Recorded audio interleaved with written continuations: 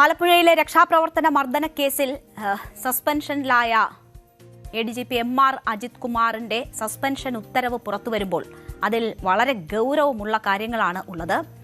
ഈ കേസ് എഴുതി തള്ളാൻ MR അജിത് കുമാർ നേരിട്ടിടപെട്ടതിന് തെളിവുണ്ട് എന്ന് ഉത്തരവ് പറയുന്നു. ഏതാണ്ട് ഒരു കുറ്റപത്രത്തിന്റെ സ്വഭാവം ഉള്ള സസ്പെൻഷൻ ഉത്തരവാണ് പുറത്തു വന്നിട്ടുള്ളത്. അതിന്റെ വിവരങ്ങളാണ് പുറത്തു വന്നിട്ടുള്ളത്. അജിത് കുമാർ നീതി അട്ടിമറിക്കാൻ ശ്രമിച്ചെന്നും സസ്പെൻഷൻ ഉത്തരവിൽ പരാമർശമുണ്ട്. കുറ്റക്കാരെ അംഗീകരിക്കില്ലെന്ന് ആഭ്യന്തരമന്ത്രി രമേശ് ചെന്നിത്തല പറഞ്ഞു.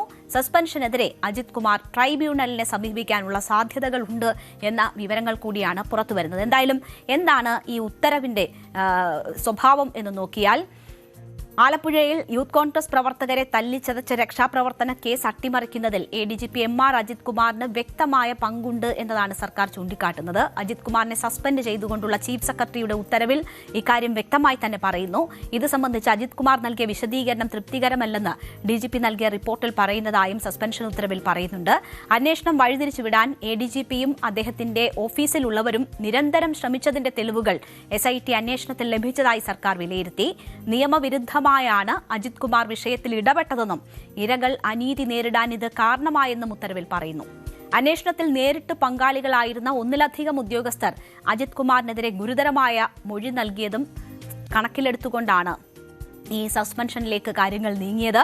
അജിത് കുമാർ സർവീസിൽ തുടരുന്നത് സുതാര്യമായ തുടരന്വേഷണത്തെ ബാധിക്കുമെന്നും സർക്കാർ വിലയിരുത്തുന്നുണ്ട്. പോലീസിന്റെ വിശ്വാസ്യത കാത്തുസൂക്ഷിക്കാൻ പൊതുതാൽപര്യപ്രകാരമാണ് നടപടിയെന്ന് ഈ ഉത്തരവിൽ പറയുന്നു. കേസിൽ ആദ്യത്തെ അന്വേഷണ സംഘം നൽകിയ റിപ്പോർട്ട് തിരുത്തിയത് ADGPയുടെ ഓഫീസിന്റെ ഇടപെടൽ മൂലമാണെന്ന് ഉദ്യോഗസ്ഥർ മൊഴി നൽകിയിട്ടുണ്ട്. ADGP കേസ് ഡയറി പരിശോധിച്ചുവെന്നും മുൻ മുഖ്യമന്ത്രിയുടെ സുരക്ഷാ ഉദ്യോഗസ്ഥരുടെ പങ്ക് സംബന്ധിച്ച ഭാഗത്തിൽ അതൃപ്തി രേഖപ്പെടുത്തിയതായും DYSP KP തോംസന്റെ മൊഴിയിൽ പറയുന്നുണ്ട്. സുരക്ഷാ ഉദ്യോഗസ്ഥരെ കേസിൽ നിന്ന് രക്ഷിക്കാൻ തങ്ങൾക്കുമേൽ കടുത്ത സമ്മർദ്ദം ചെലുത്തിയതായും കേസ് അവസാനിപ്പിച്ച് കോടതിയിൽ റഫർ റിപ്പോർട്ട് നൽകാൻ രേഖാമൂലം നിർദ്ദേശിച്ചുവെന്നും ഉദ്യോഗസ്ഥർ മൊഴി നൽകി. കോടതിയിൽ നിലനിൽക്കാത്ത തരത്തിൽ കേസ് വഴിതിരിച്ചു വിടാനും നിർദ്ദേശമുണ്ടായതായും 2 DYSPമാരും SIയും മൊഴി നൽകി.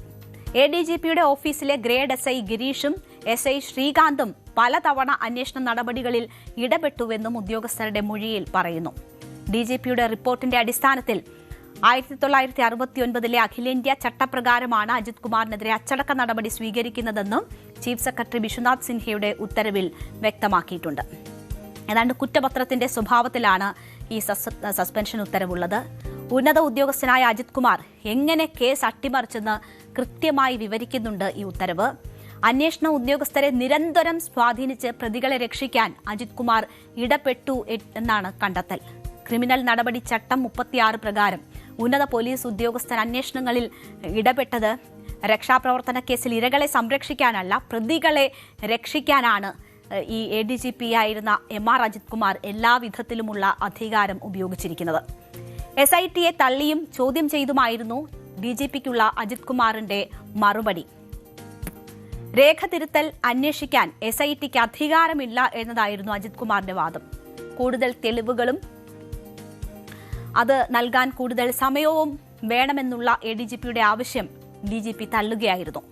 കേസ് എഴുതി തള്ളുമ്പോൾ താൻ ഉരുൾപൊട്ടലുണ്ടായ വയനാട്ടിലായിരുന്നു എന്നാണ് അജിത് കുമാറിന്റെ വാദം.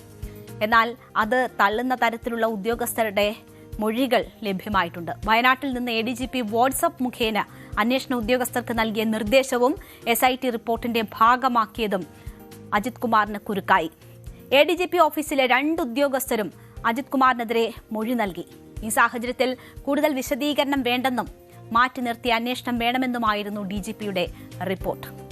ADGPയുടെ നിർദ്ദേശപ്രകാരം കേസ് അട്ടിമറിച്ച 3 DYSPമാർക്കും 2 SIമാർക്കുമെതിരെ വകുപ്പ് തല അന്വേഷണത്തിനുമുള്ള തീരുമാനം എടുത്തിട്ടുണ്ട്.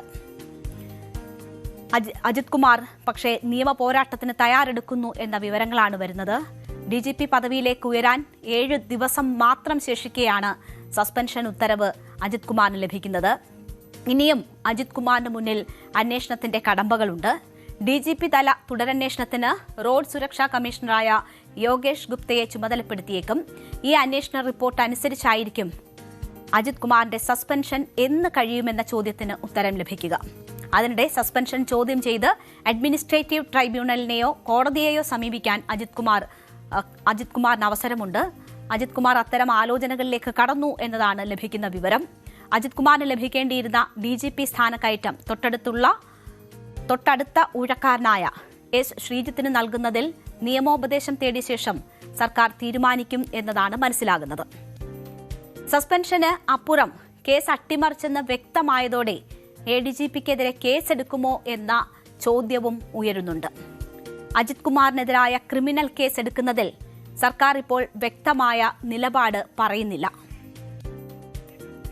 DGP സ്ഥാനക്കയറ്റത്തിന് ദിവസങ്ങൾ ബാക്കി നിൽക്കെയാണ് നടപടി. മറ്റൊരു ADGPക്ക് സ്ഥാനക്കയറ്റം നൽകുന്നത് സർക്കാർ ഇപ്പോൾ പരിഗണിക്കുന്നില്ല എന്നാണ് മനസ്സിലാക്കുന്നത്. നടപടിക്കെതിരെ അജിത് കുമാർ നിയമ നടപടിയിലേക്ക് നീങ്ങാനുള്ള സാധ്യതയാണ് കാണുന്നത്. എന്തായാലും ഈ കേസുമായി ബന്ധപ്പെട്ട് ഇപ്പോൾ അദ്ദേഹത്തിന് കുരുക്കുമുറുക്കുന്ന തരത്തിലുള്ള വിവരങ്ങൾ തന്നെയാണ് പുറത്തുവരുന്നത്. ആ തെളിവുകൾ ഉൾപ്പെടെയാണ് ഈ സസ്പെൻഷൻ ഉത്തരവിന്റെ വിവരങ്ങൾ പുറത്തുവരുമ്പോൾ ആ വിവരങ്ങൾ ഉൾപ്പെടെ ലഭിച്ചിട്ടുണ്ട് എന്നതാണ് വ്യക്തമാകുന്നത്. എന്നും വിവാദങ്ങളുടെ തോഴനായിരുന്നു MR Ajith Kumar. Solar case, സ്വർണ്ണക്കൊള്ള, പൂരം കലക്കൽ, RSS നേതാക്കളുമായുള്ള കൂടിക്കാഴ്ച, അങ്ങനെ നിരവധി വിവാദങ്ങളാണ് കഴിഞ്ഞ സർക്കാരുകളുടെ കാലത്ത് ADGP MR അജിത് കുമാറുമായി ബന്ധപ്പെട്ട് ചർച്ചയായത്. DGP ആകാതെ തന്നെ സൂപ്പർ DGP ആയിരുന്നു MR അജിത് കുമാർ. അങ്ങനെ ഇരിക്കുമ്പോൾ തന്നെയാണ് പല വിവാദങ്ങളും അദ്ദേഹത്തെ തേടിയെത്തിയത്. എന്നാൽ അതിലൊക്കെ സംരക്ഷിക്കപ്പെടുകയോ രക്ഷപ്പെടുകയോ ഒക്കെ ചെയ്തു. പിന്നീട് രക്ഷാപ്രവർത്തന കേസ് അട്ടിമറിയാണ് ഏറ്റവും ഗൗരവമുള്ള അദ്ദേഹത്തിനെതിരെ ഉയർന്ന ആരോപണം. അതിലാണ് സർക്കാർ മാറുമ്പോൾ MR അജിത് കുമാർ കുരുക്കിലാകുന്നതും ഇപ്പോൾ സസ്പെൻഷനിലാകുന്ന സാഹചര്യവും ഉണ്ടാകുന്നത്. എന്നാൽ ഒരു ഘട്ടത്തിൽ ഈ നടപടികളിലേക്ക് കാര്യങ്ങൾ നീങ്ങില്ലേ എന്ന സംശയം ഉയർന്നിരുന്നു. അത് കോൺഗ്രസിനെതിരെ വലിയ വിമർശനവുമായി ഉയർന്നിരുന്നു. ഇപ്പോൾ KC വേണുഗോപാലിന്റെ സമ്മർദ്ദം ഈ നടപടികളിലേക്ക് വളരെ വേഗത്തിൽ നീങ്ങുന്നതിനും DGP പദവിയിൽ എത്തുന്നതിന് മുൻപ് തന്നെ നടപടിയിലേക്ക് കാര്യങ്ങൾ നീക്കിയതിലും ഉണ്ട് എന്ന് മനസ്സിലാകുന്നു. എന്തായാലും കോൺഗ്രസിന് മുഖം രക്ഷിക്കാൻ ഇത്രയുമെങ്കിലും ചെയ്യേണ്ടുന്നത് അനിവാര്യവുമായിരുന്നു. കേസ് ഡയറിയുമായി അന്വേഷണ ഉദ്യോഗസ്ഥരെ ഈ രക്ഷാപ്രവർത്തന കേസിൽ കേസ് ഡയറിയുമായി അന്വേഷണ ഉദ്യോഗസ്ഥരെ ഓഫീസിലേക്ക് വിളിച്ചു വരുത്തി കീഴുദ്യോഗസ്ഥരെ കൊണ്ട് അജിത് കുമാർ റിപ്പോർട്ട് തിരുത്താൻ നിർദ്ദേശിച്ചു എന്നതാണ്. അത് അങ്ങേയറ്റം അപകടകരമായിരുന്നു.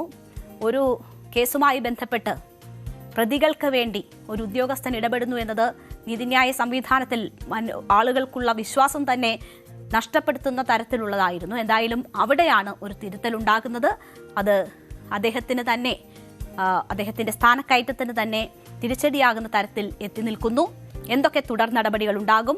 ഈ കുറ്റകൃത്യത്തിൽ കേസെടുത്ത് അന്വേഷണം നടക്കുമോ? കൂടുതൽ നടപടികളിലേക്ക് സർക്കാർ നീങ്ങുമോ എന്നതൊക്കെയാണ് ഇനി അറിയേണ്ടത്. ഇടവേളയ്ക്ക് ശേഷം മറ്റു വാർത്തകളിലേക്ക് എത്താം.